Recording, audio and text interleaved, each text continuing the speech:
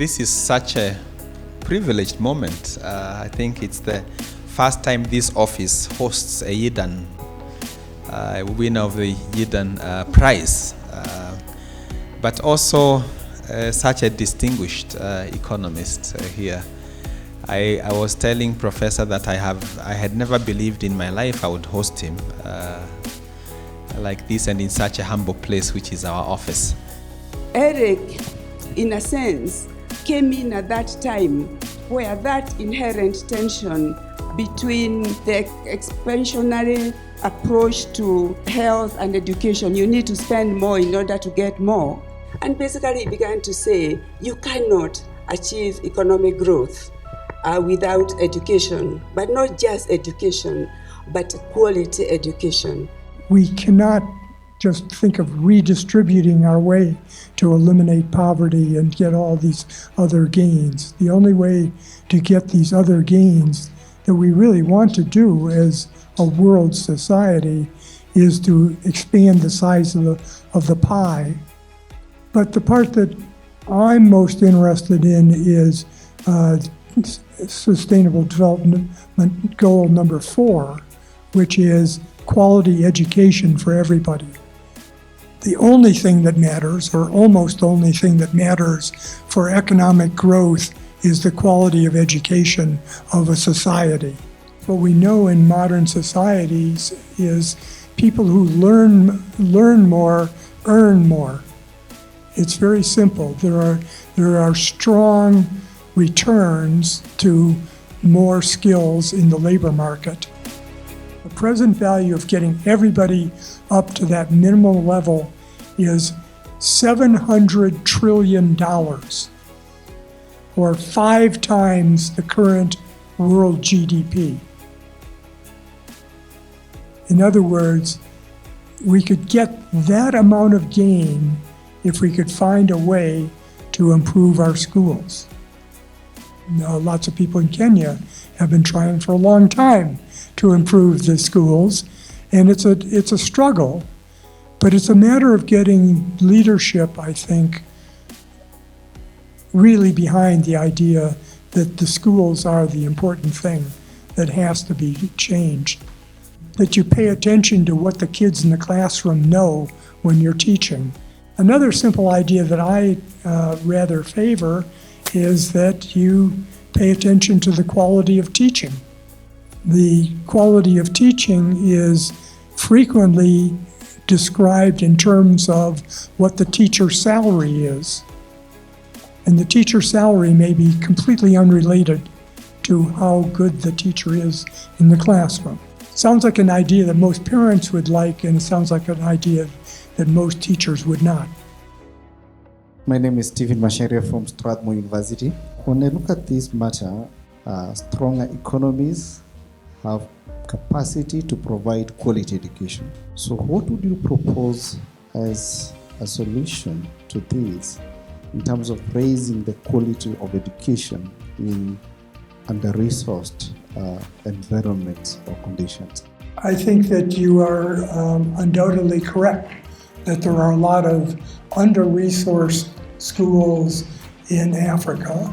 I come back, and I hate to do this, but come back to political leadership, of being able to, in fact, start investing. But you have to spend that money correctly. You have to use it wisely. And for example, if I look across all of the OECD developed countries of the world, there is absolutely no relationship between spending on schools and performance. You have to look at the data and see where the resources are being effective and try to copy that and find out where the resources aren't doing anything for you and stop it. Thank you very much, Professor Hanushek. It's a privilege to listen to you today here. My name is Evelyn Jebkemei, and I work for education.org. The question that I have, Professor, has to do with serious marginalization issues, so that when we talk about the 90%, in some areas it's actually 100 and above %. And so I'd like just to hear your thoughts on how do we address issues about in education, especially for populations that are terribly marginalized. The question you ask has been raised. It was part of the Millennium Development Goals, essentially. So that I think that you want to expand the schooling for marginalized populations and perhaps give them extra weight in your investment decisions. But you have to avoid the tendency to put in low-quality schools. It is very hard to change a bad school into a good school. My question is whether we have best indicators that would measure quality of teachers rather than learning outcomes. Because what we see in our context is if you measure children learning outcomes, most teachers will teach exams and forget about ensuring that children learn. And we have high-stake exams in Africa, 60% of that happening here. So what are best indicators for our context? I have a strong thing that I advocate that I've been pushing for some time, and that is basically what are called value-added measures of performance.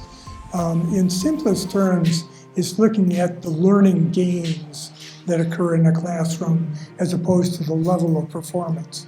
But the whole idea is that you want to take into account where the kids started and not where they end up exclusively.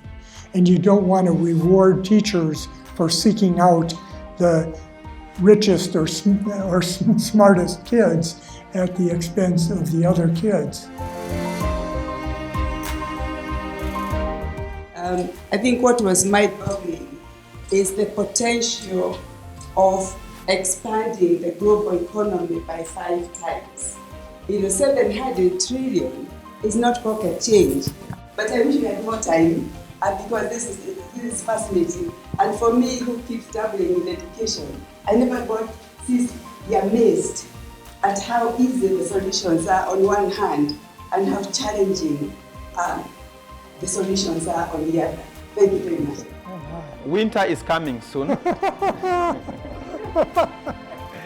So we hope that when you use this over the next winter in the Silicon Valley, you will remember this moment in Zizi Afrique and this sharing of the wisdom. Let's give an applause. I think I'm the most unlikely African in this room.